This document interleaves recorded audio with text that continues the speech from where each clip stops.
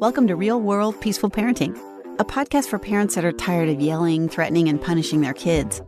Join mom and master certified parent coach Lisa Smith as she gives you actionable, step-by-step strategies that'll help you transform your household from chaos to cooperation. Let's dive in.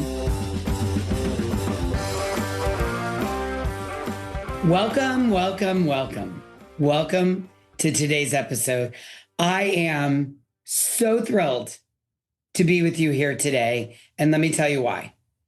Last week in part one, we dug into the science of triggers, those 3 hidden psychological threats that hijack every parent. Identity, social standing, and loss. We talked about how our amygdala, our brain's alarm system, flips into overdrive before your thinking brain, the CEO, can even catch up. Psychologists call it the amygdala hijack. I call it a royal pain in the patootie. And neuroscience shows us the triggers aren't proof you're broken, they're proof you're human, right? But today we're getting real. Today, I have invited some brave parents from our Hive community to share their actual stories. And not even the polished version, but the messy, honest truth about what it looks like to recognize your triggers in real life and transform them. So listener, grab a cup of coffee, glass of wine, or put your sunglasses on and settle in, because we're going to listen to some stories that might sound a lot like your own. So please join me in saying a hearty thank you and hello to Trina, Viv, and Erin. Welcome, y'all. Glad to be here. Happy to be here. It's going to be fun. Yay. All right. Let's start with identity triggers. And as we know, this one hits the deepest. Y'all, these are the moments when your child's behavior feels like it's questioning who you are as a parent. So their behavior makes you question who you are, or maybe even as a person. And inside the Hive, this comes up constantly, right? Whether it's a toddler biting, a tween arguing, or a teen making a bad choice. Parents often, we think subconsciously, if my kid is doing this, what does it mean about me? Or what does it say about me? So we're going to start with Viv, our most veteran podcast guest here. Viv, tell us about a moment when one of your kids' behavior made you spiral into questioning your identity as a parent. So actually, this example just happened just this past weekend. I think my identity before I found the peaceful parent and found you was that I was an angry mom. Like that is just what my identity was. I thought I would always be angry and it was just my lot in life to figure out, but that I would never be a non-angry parent. I now think very, very differently. So this weekend we were traveling, we were away helping with some nieces and nephews go for college orientation. And it was the last day and we were grabbing lunch before hitting the road. And I had asked my daughter, who's 13, come order lunch with me so I know what you want and I'll bring it back to the hotel where we were going to eat. Well, she decided not to come. So I was like, that's totally fine. So I took her order. I went and I ordered it. Of course, they didn't have what she wanted. And I just made a decision on the spot. She wasn't next to me. Got lunch and I'm bringing it back. And as soon as I brought it back, my son took it over to the hotel before I walked in. And when I made it to the hotel, she came out and right away, she's like, you didn't order what I wanted. And now I don't have enough to eat. And I wanted these chips and I didn't get these chips. And I just total triggered in that moment and snapped at her. Like my voice went high and I was like, well, if you would have come, you would have been able to order what you wanted. And I'm standing with one of my sisters. And so being the watcher of my thoughts, I'm like, I can't believe I just snapped. I'm sleep deprived for sure. We're all sleep deprived after that weekend. But I just snapped at her. And, that thought of like, there's the angry mom, coming out at you and she's tired, you're tired, and you just snapped at her. So I had to repair and recover later on once I'd had a chance to regulate and just say, you know what, like too many things, kind of went askew really fast and I just snapped at you and I'm sorry. So looking back at that, what was that trigger really about when you think about it? Like the angry mom, Was it that she was mirroring back anger that you didn't get it right? And that is maybe there was some fear there that, oh my gosh, I used to be an angry mom and now I have an angry daughter. I think it was more the mirror of I constantly want to try to control things so that I keep everything like flowing and going well. And I had asked her to come. And when she said, no, I won't, I was like, I asked you to do this because I can think 10 steps ahead. Like, what if it doesn't go right? And what if I need to ask you? And I can't ask you if you're back here. But I was like, no, I'm trying to listen to her. She doesn't want to come. Okay. Right. Yes. And these are the consequences of not coming to order your own sandwich is I had to make an on the spot decision. And now you, daughter, are angry about it. Right. Which then tapped into your anger. That's good. That's good. Yeah. All right, Erin, tell us about a moment when one of your kids, Erin has 2 daughters. Yep, 2 daughters, 10 and 8. And, it actually, listening to Viv this morning, I woke the girls up for school and my oldest one started off just not in a good mood and was yelling at her sister. The younger one just came down with a cold like yesterday. So she's coughing and, groggy this morning.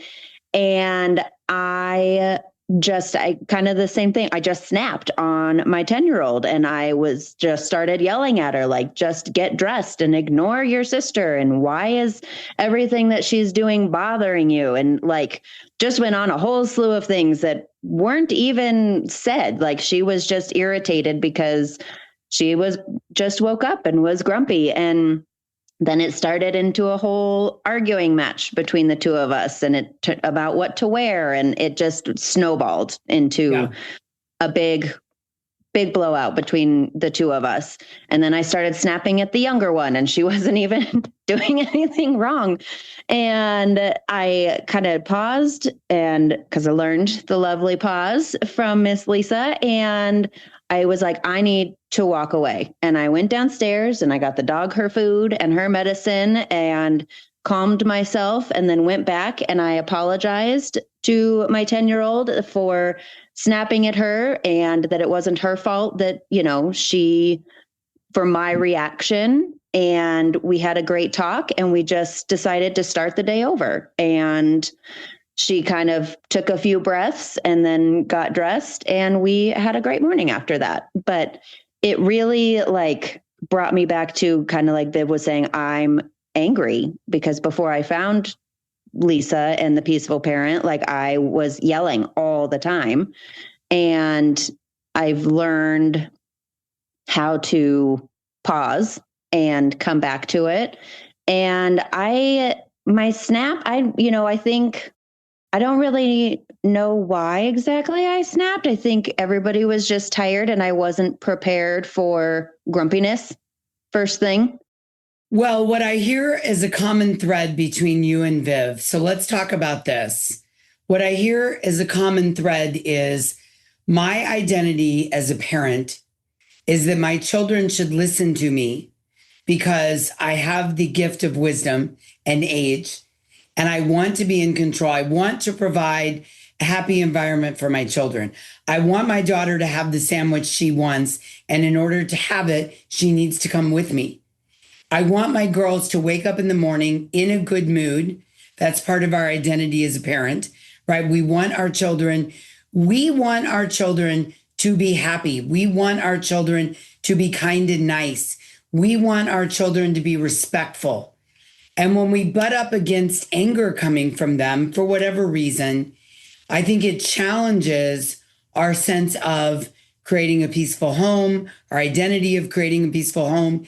It challenges our identity of being in control, of providing the right environment. And when we get surprised by our kids' pushback, whether it's anger about a sandwich, which on one hand is totally understandable. I asked you for a BLT and you brought home turkey and Swiss, and I don't like Swiss, and you got the wrong chips, right? But when we're met with this pushback from these kids, what I hear is it challenges our identity of a good parent who's raising respectful children that do what we say and are in a good mood. And that triggers us. I agree. I think especially because, like growing up, we were always like, you did as you were told, and that was that. And trying to kind of break that cycle and, let my kids have their feelings and be who they are, but also learn how to not control, but learn how to manage their feelings, and waking up angry and me not being able to help her through that this morning, I think was my trigger, that like I couldn't stay calm in the moment in order to help her through her grumpiness when she woke up, and show her how to wake up grumpy, but turn it around. That was hard for me. That definitely, because I've worked, I've been with you for, I think like 4 years now. And I've worked really hard to not react that way. And and it happens. We all, Yes. we're human. And Yes.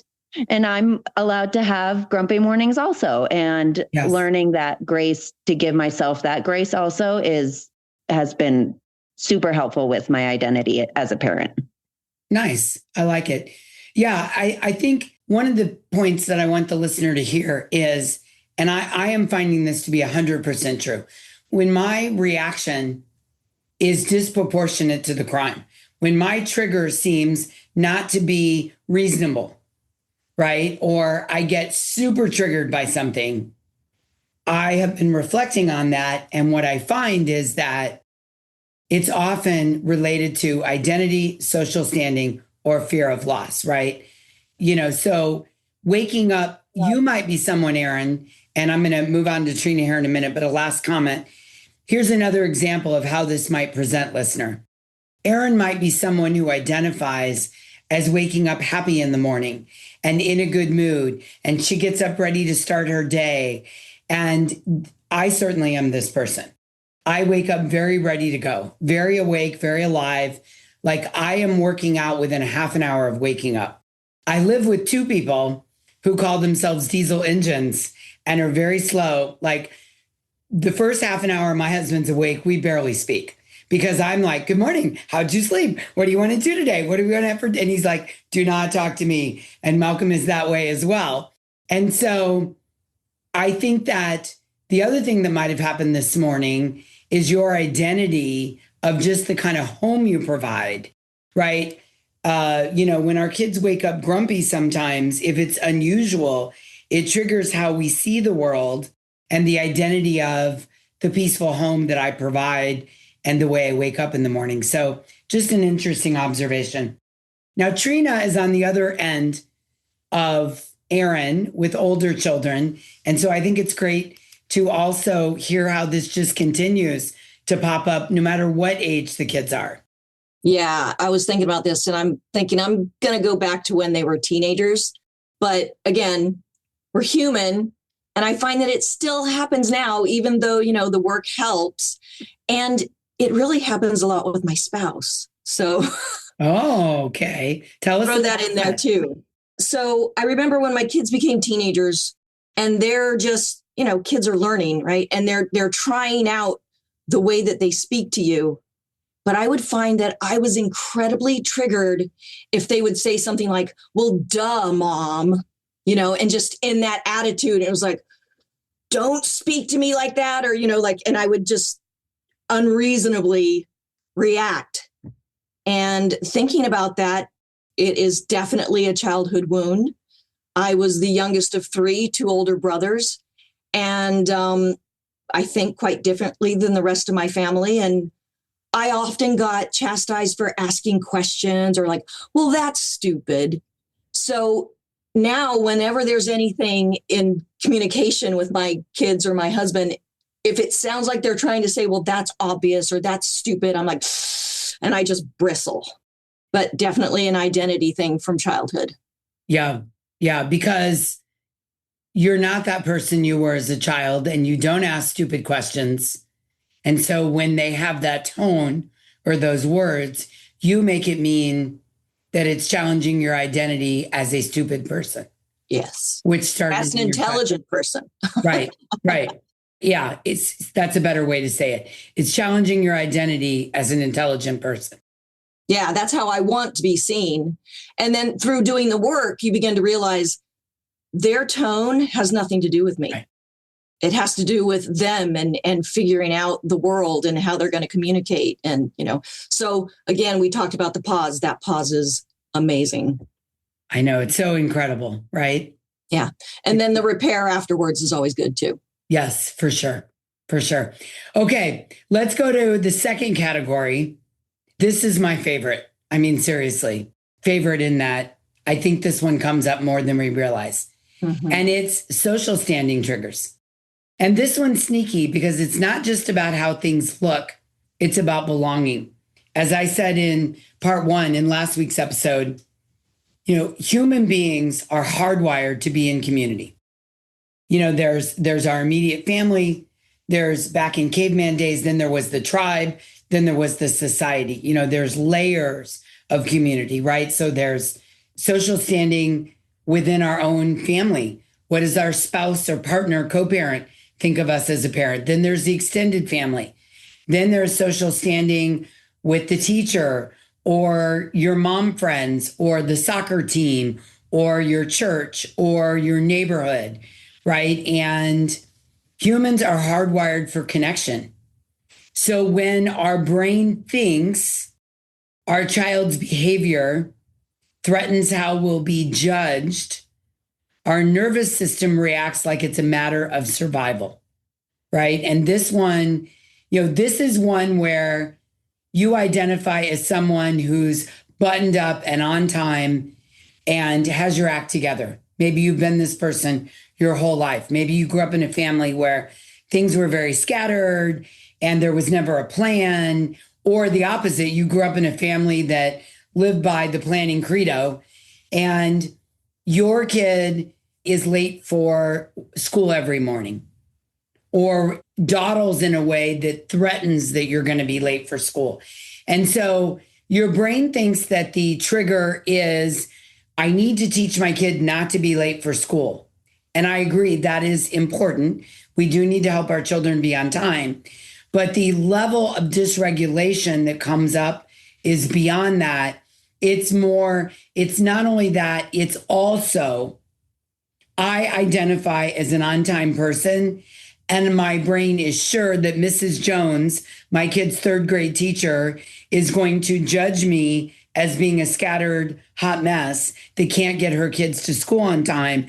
And the idea that Mrs. Jones is going to have that impression of me contributes to my dysregulation in the morning, where I suddenly am losing it on my kid because they don't have their shoes on and we're going to be late, right? This is the way this social standing trigger sneaks into our parenting. So I'd love to hear one of you tell us about an example of this in your own life where your child's public behavior triggered that hot flush of shame. I think this is part of why I joined the Hive, because I'm sure Lisa remembers when I first started, my youngest would wear one outfit and one outfit only every single day. And I forgot about that, Erin, but yes, one outfit only. It was a romper. It wasn't even the softest thing she could have chosen, but it was what she chose. And I really struggled. I mean, we struggled with things in the house. Getting it on her was, even though it was the only thing she'd wear, was always a struggle. And then, taking her to preschool and she's wearing the same thing every day. And of course it's stained and it's, got holes in it and everything. And I was mortified because I'm like, how I can't get my child to wear something else. And people are like looking at me and they're looking at her like, why is she in this same thing every day when there's no reason for it? And that's what I'm thinking they're thinking. And it was hard. And I really struggled with wanting to look like a put together, because I am how you described, Lisa. I am on time. I am always ready. Like nothing is, amiss. And you're buttoned up.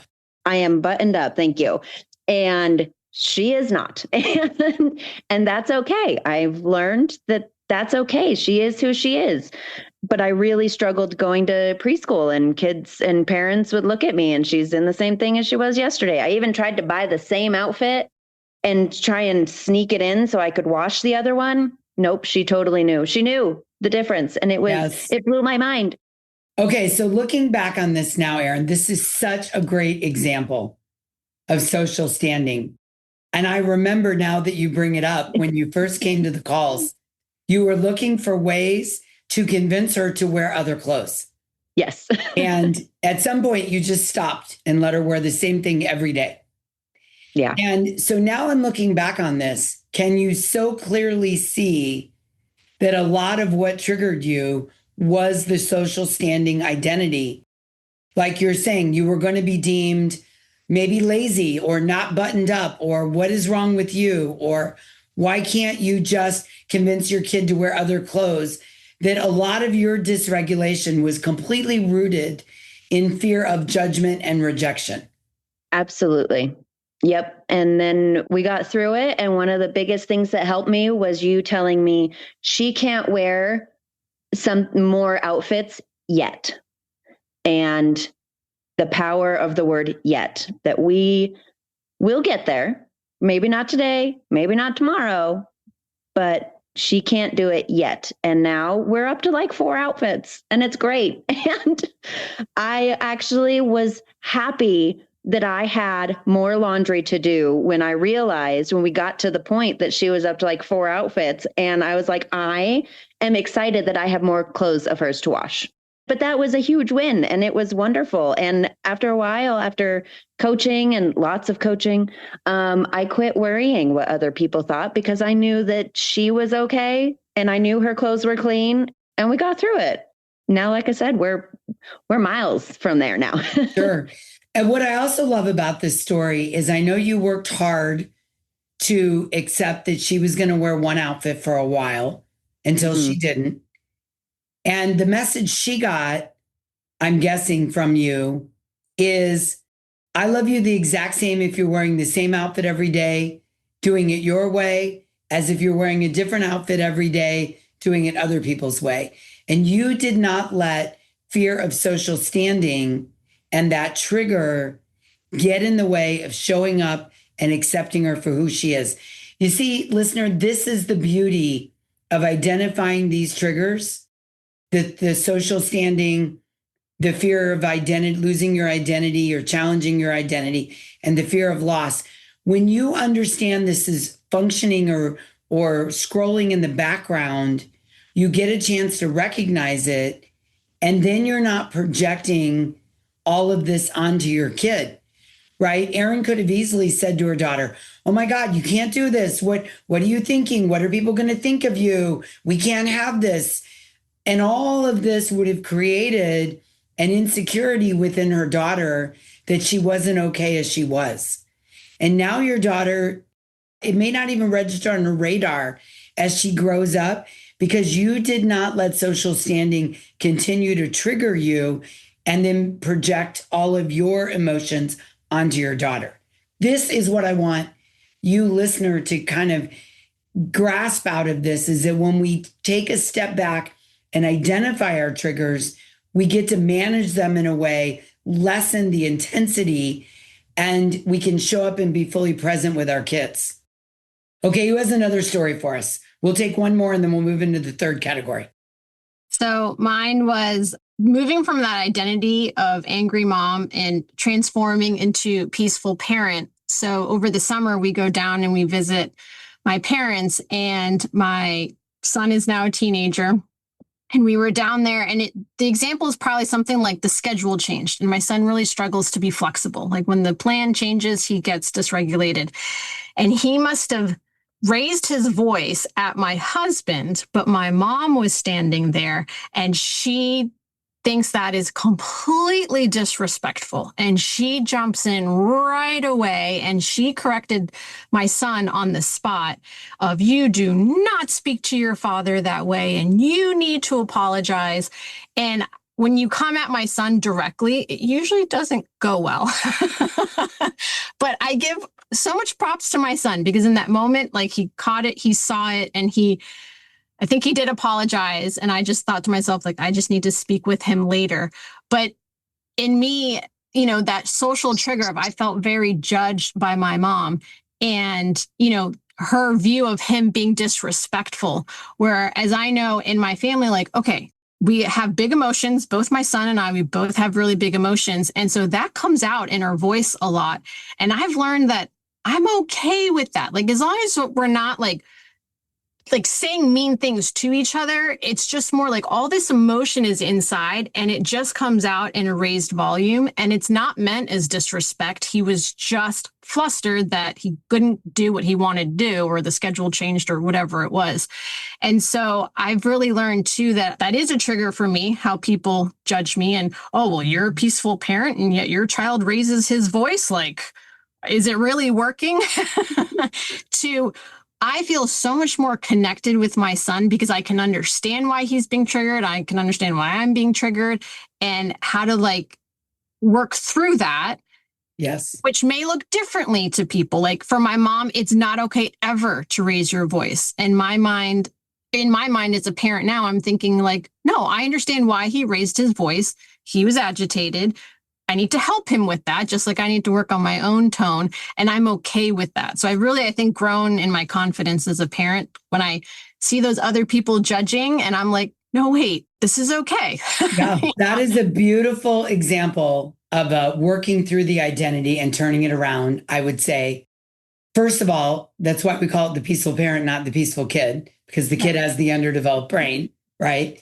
And when I hear you tell that story, Viv, as a side note, what I hear is your son is signaling to you with the tone, with the volume, I am dysregulated and I am asking for help, right? That's what he's saying when a kid is yelling. And I agree with you. Malcolm yells occasionally too. And it's never at me or unkind or aggressive. It's, I am signaling in the worst way, the loudest way, that I need help with something that's going on and that I've moved from green, yellow, orange, red. I'm in red.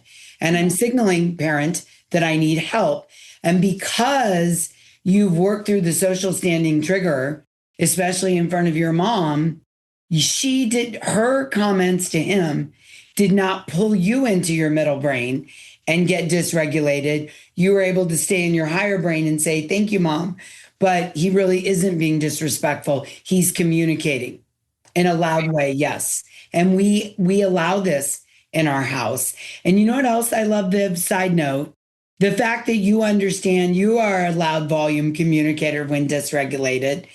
If you would be a hypocrite to be a loud volume communicator and not let him, right? That would be confusing to him.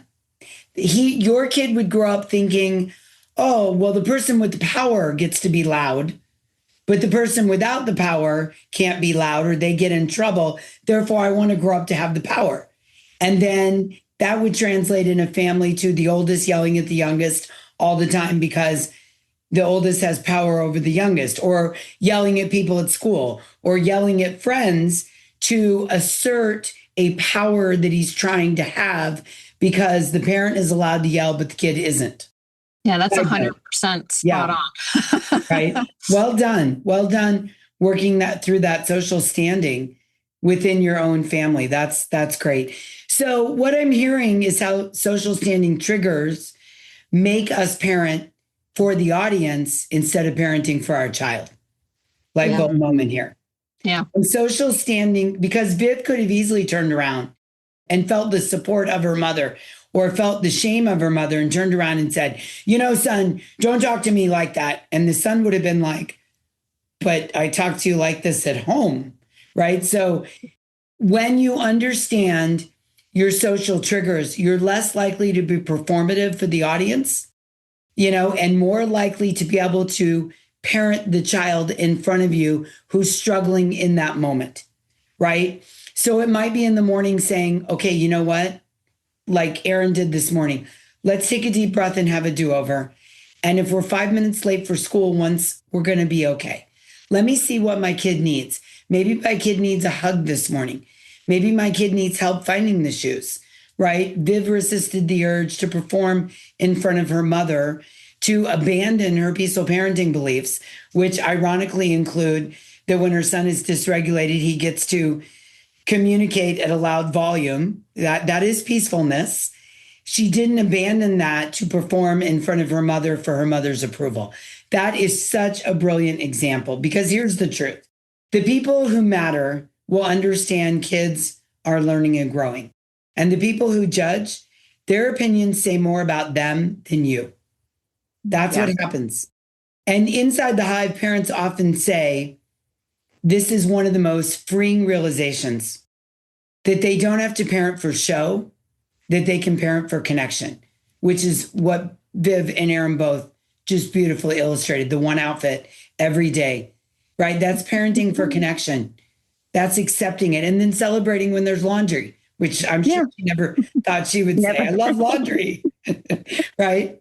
All right. So that's a beautiful example. So now let's move into the third category, which is loss triggers. And these are some of the most painful because they activate grief. Not always the big kind, but these little micro griefs. The fantasy of how it was supposed to go, unraveling bit by bit. Research on grief often calls these ambiguous losses. They're not obvious, but they still ache. So Trina, tell us about a moment in your kids' behavior that triggered the sense of loss. Maybe losing control, connection, or the family vision you dreamed of. I think what comes up for me here is not necessarily one specific time, but a loss of agency. Like I could even be fully anticipating doing something for my child, like their laundry. But as soon as it became the expectation, if I felt like they expected me to do that, I no longer wanted to do it. That loss of agency, that loss of being able to be the one to say, this is what I'm going to do. If I'm about to go do the dishes and my husband says to me, you know, those dishes need to be done, I immediately don't want to do them anymore. I no longer have the agency to make that choice. Right. Yeah. And so now I have my youngest possibly on the autism spectrum with a profile of PDA. They do not like being told what to do.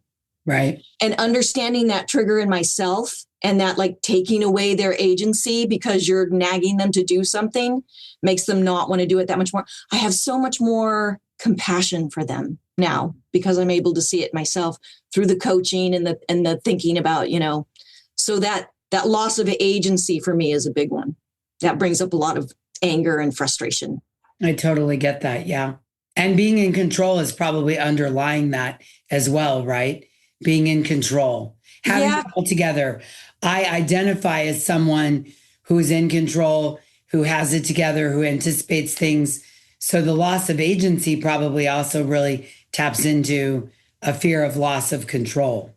Coming from a chaotic childhood, I think we find safety and control as adults. Yeah. And so, it all ties together for sure. Yeah.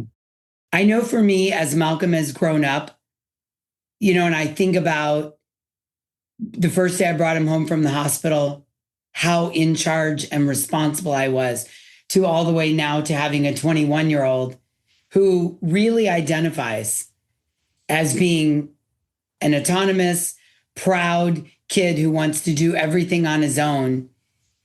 There are a lot of micro griefs on not being in charge, not deciding what he's going to do, not knowing all of his friends, not being able to always help him with some of the things that he struggles with. And I think that a sense of loss really is one of those triggers that comes up a lot for me. And I notice the pain that it causes. And sometimes I also feel very triggered by a lack of connection. Malcolm is at about the age that I really lost all connection with my father and his side of the family. And when Malcolm and I have a disagreement over something, when I want him to do something that he's clearly not going to do, or he makes a decision that I don't completely agree or understand. And we get into some conflict over it because conflict is a natural part of any relationship. When we get into conflict, I immediately get scared that the relationship is going to end. And I get triggered by it. And I get into a state sometimes of almost a little bit of panic. And then as soon as my higher brain says, you're panicking not over what's actually going on, you're panicking over the fear of losing the relationship, I can begin to calm myself down. I can begin to regulate. I know that we will not lose our relationship in the middle of conflict. I know that we are connected, but my initial instinct is to panic over the fear of the relationship. And I think this is an example of where this third category, just a fear of a loss of some kind, can often trigger us into having a bigger reaction than required or necessary or we would like, right? A bigger reaction over what's going on in the moment. And then we end up parenting from that fear instead of just saying, do I really care that my daughter wears the same outfit every day? I mean, I don't like it, but I don't really care, right? I don't need to project that she's going to be 35 and wearing the same outfit every day, living under a bridge at the shopping cart, right? Or that my son is never going to not be able to not yell at people when things don't go his way. Or in my case, that if I disagree with Malcolm about something, the relationship is going to end. When we can see how this category is affecting us, we can come and parent in the present moment instead of parenting to the fear or trying to control the other human to alleviate the fear. Right? Viv, does that resonate with you? Definitely the parenting from the fear. So one of my childhood wounds is that I wasn't heard. And I have 4 kids. And so my third one, 10-year-old son, he tends to be quieter. And so I have this fear of like, he's not going to be heard. And he will have that wound, which I have that I'm working on. And I, of course, want to like snowplow and get in front of it. And there was a story just recently where I had bought my younger son a toy from the store. He was with me and I just, bought a toy for him. Well, the other son came home and he saw that his brother had a toy and he was really upset. And the 7-year-old came downstairs and said, 10-year-old is really upset. And I was like, okay, tell him to come down. And I realized the trigger in me because I was like, it doesn't matter that I bought him a toy. Like I just got you something the other day when you came with me to the store. Like that should count. Like now we're just comparing. But I was able to catch myself before he came down. And so he came down and I said, are you upset that he got, this toy, these ninja swords? And he said, yes. He said, I'm upset that he got something and I didn't because you got me gum at the store, but Mom, I can't blow bubbles with this gum. And like, my brain was like, we're crying over gum that doesn't blow bubbles? Like I had no idea. And normally I would have tried to just jump in and try to just be like, well, you should be grateful that I got you something. And instead, I slowed down enough to listen to him and realize like we're crying because the gum doesn't blow bubbles. And, this is something that I can fix. But I didn't fix it in the moment. I just let him talk and he even cried about it. I'm like, wow, we're really wrapped up in this bubblegum thing. But I was just so proud of myself in that parenting moment of I stopped and I listened to him and was completely surprised by what he said because it's not what my thoughts were about why he was upset. It wasn't the swords. It was the bubble gum and just being able to hear him. And that was a big, in a very small way, but just that connection, because I always feared not having that connection with one of my kids and not having them being heard, specifically by me. That is a beautiful example because when you slow down and you don't fear he's not going to be heard, what you were able to hear was not jealousy or ungratefulness. It was disappointment that the choice I made doesn't match my reality. So your son was having a trigger of grief of not blowing bubbles. And what happened is when he saw his younger brother thoroughly enjoying the ninja sword, thoroughly enjoying his choice, he was able to reflect that his gum choice wasn't blowing bubbles.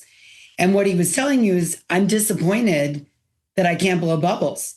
And you just gave him all that space to experience that and feel that. That's just, that's beautiful. That's great. Anyone else have a story to share about the trigger of loss? Erin, anything you want to add here? I'm sitting here thinking, trying to think of a good example. And I think the biggest one for me is my girls fighting, because my brother and I growing up did not have a good relationship. And even now, we can only handle each other in small doses. And I've learned that when my kids fight, I feel the loss of I always wanted a sister, and I always thought we would be best friends. And the reason I didn't get along with my brother was because he was a boy, and, we just fought because we were different. And I had this idea in my head, having two girls, oh my gosh, they're going to be best friends. They're going to love each other, and they're going to, play together. And they're, had this whole wonderful idea. And that is not what happened. So when they fight or argue or bicker or whatever level of not getting along, it really it triggers me that they're not being who I imagined them to be together.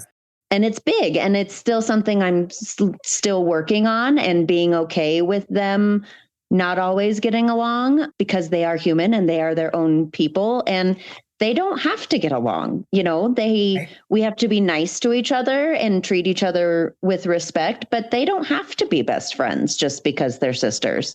And that's something that Lisa has helped me with in the Hive, and seeing that, other people's kids don't always get along either.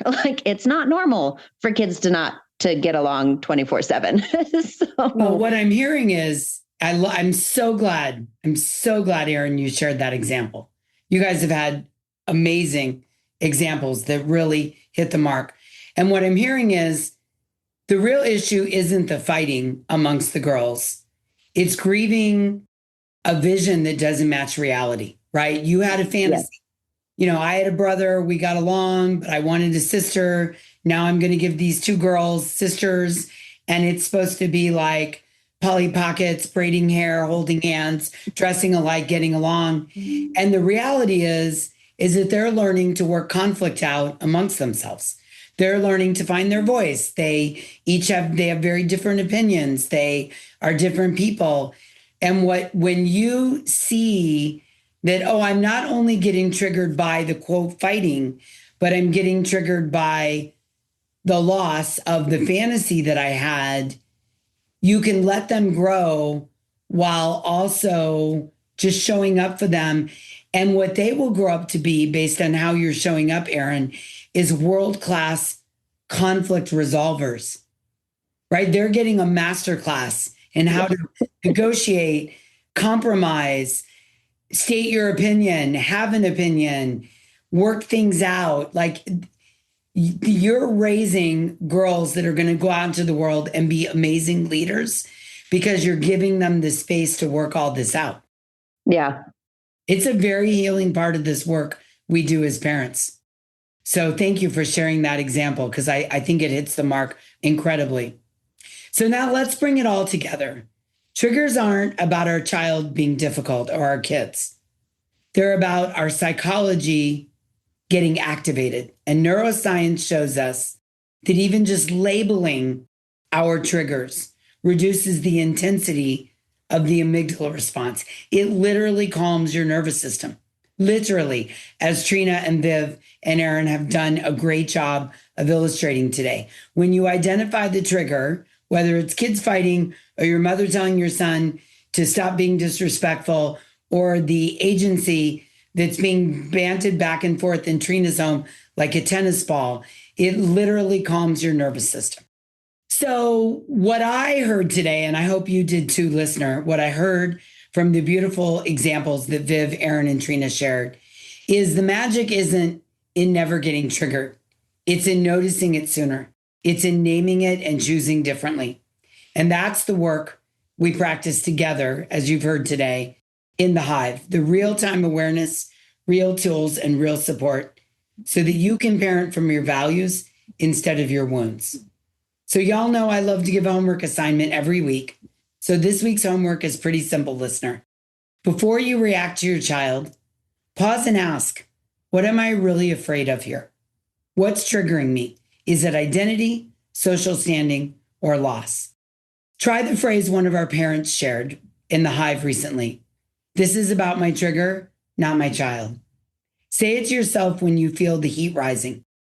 Neuroscience shows that naming your trigger literally helps re-engage your thinking or CEO brain. It helps it come back online. And if you want the tools, strategies, and support to really make this stick, then you know what I'm going to say. Come join us inside the Hive.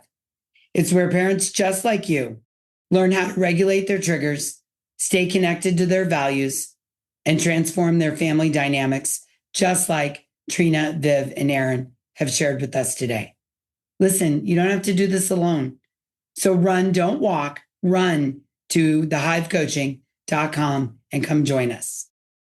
I want to give a sincere thank you today to Trina, Aaron, and Viv for sharing so openly and so vulnerably with us so that we could hear your stories and see the examples and have our own transformation.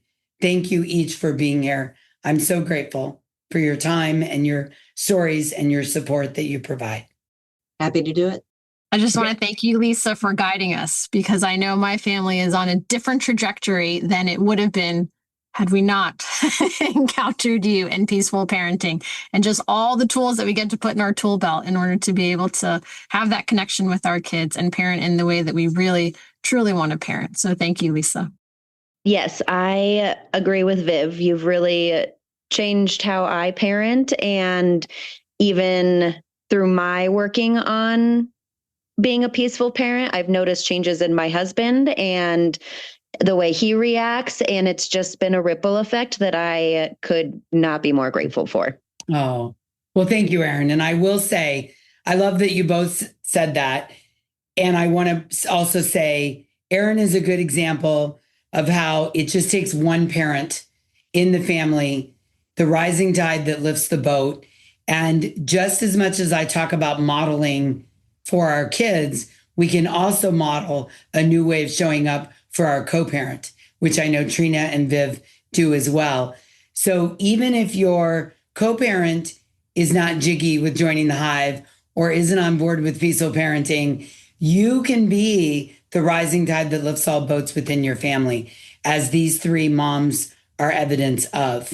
So thank you for sharing that. And again, it was a pleasure to have you all here today. And listener, until next time, I'm wishing you peaceful parenting. Thanks for listening to Real World Peaceful Parenting. If you want more info on how you can transform your parenting, visit thepeacefulparent.com. See you soon.